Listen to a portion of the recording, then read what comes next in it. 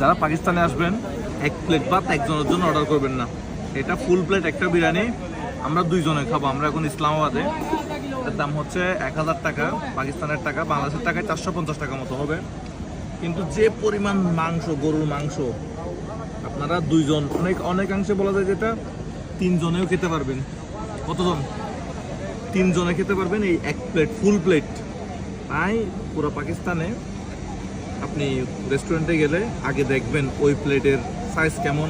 প্রথমে অর্ডার করবেন 3 জনের জন্য 1 প্লেট। যদি খাওয়ার পরে যদি আপনাদের আরও প্রয়োজন হয় আরেকটা হাফ প্লেট নেবেন।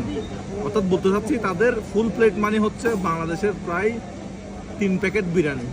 বাকিটা আপনারা বুঝে নেন কী পরিমাণ মাংস। এখানে দেখেন, এটা গরুর মাংস, এটা গরুর মাংস, এখানে প্রচুর গরুর মাংস। এটাই বলার ছিল।